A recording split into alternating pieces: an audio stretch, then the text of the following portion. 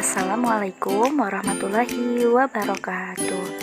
Apa kabarnya anak soleh? Oke, kita belajar TIK lagi ya. Sebelum kita belajar, kita berdoa terlebih dahulu. Bismillahirrahmanirrahim. Pelajaran 5, membuat rancangan produk teknologi. A. Membuat rancangan produk berdasarkan masalah sehari-hari. Banyak sekali masalah yang ada di kehidupan sehari-hari.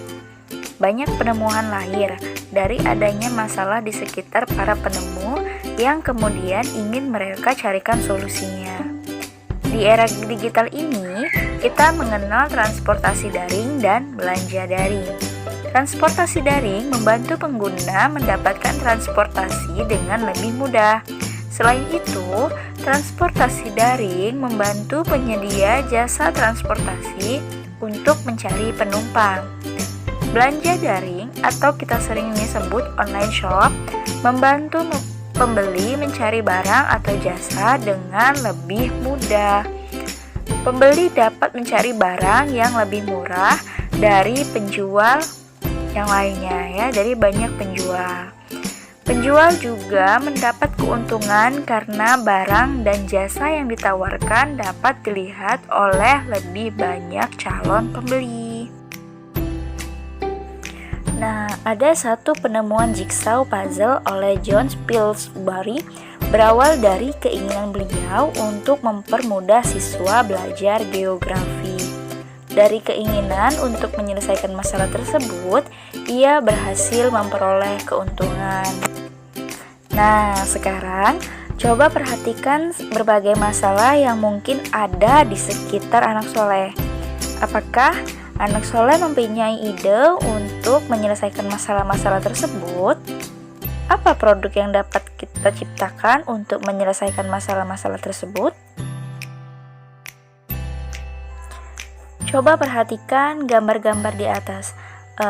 Keadaan pada gambar ini merupakan beberapa contoh masalah yang mungkin pernah kamu lihat dalam kehidupan sehari-hari.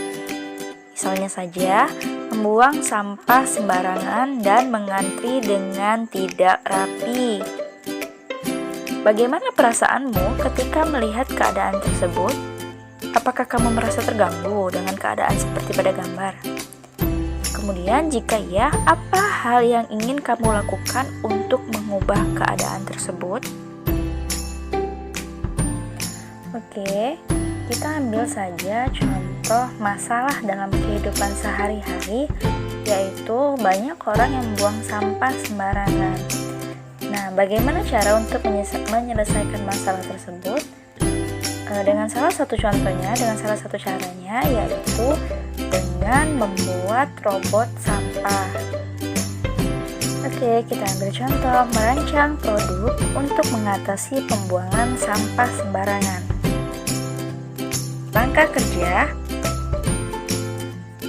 carilah informasi mengenai penyebab orang membuang sampah sembarangan. Bagaimana caranya? Kalian dapat bertanya kepada orang-orang di sekitar kalian. Tanyakan, apakah mereka pernah membuang sampah sembarangan?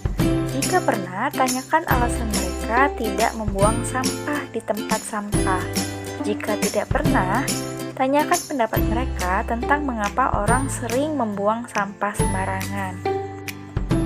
Catatlah jawaban mereka dalam buku tugas. Misalnya sebagai berikut. Alasan membuang sampah sembarangan. Yang pertama, tidak ada tempat sampah. Yang kedua, malas mencari tempat sampah. Yang ketiga, tidak peduli lingkungan. Selanjutnya, cari tahu apakah ada orang di sekitar kalian yang terkena dampak dari sampah yang dibuang sembarangan. Catatlah dampak yang dialami di buku tugas, misalnya sebagai berikut. Dampak membuang sampah sembarangan. 1. Lingkungan menjadi berbau tidak sedap. Kedua, lingkungan tampak kotor. Ketiga, terpleset kulit pisang. Dan kebanjiran. Setelah itu, tulislah solusi yang memanfaatkan teknologi. Perhatikan contoh berikut. Solusi agar tidak membuang sampah sembarangan. Yang pertama, membuat tempat sampah yang unik dan menarik. Yang kedua, menyediakan tempat sampah yang otomatis mendaur ulang sampah. Selanjutnya, membuat sensor sampah dan membuat robot pengambil sampah. Nah, pilihlah salah satu produk yang ingin dibuat. Buatlah rancangannya seperti contoh berikut. Jika tadi kita mengambil salah satu contohnya yaitu membuat robot pengambil sampah ya. Rancangan robot sampah. Robot dilengkapi sensor yang dapat mendeteksi jenis sampah. Robot berbentuk seperti tempat sampah. Kemudian robot dapat bergerak sendiri.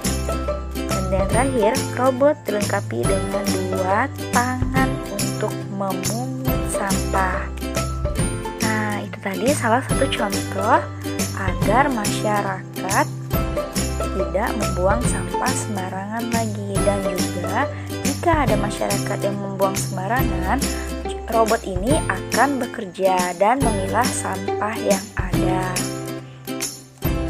Nah, selain contoh dari masalah membuang sampah sembarangan tadi, ada juga masalah yang lain, misalnya orang-orang ini tidak mengantri dengan rapi.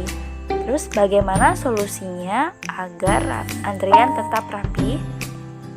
Oke, misalnya kita buat seperti jalur antrian, itu produknya ya.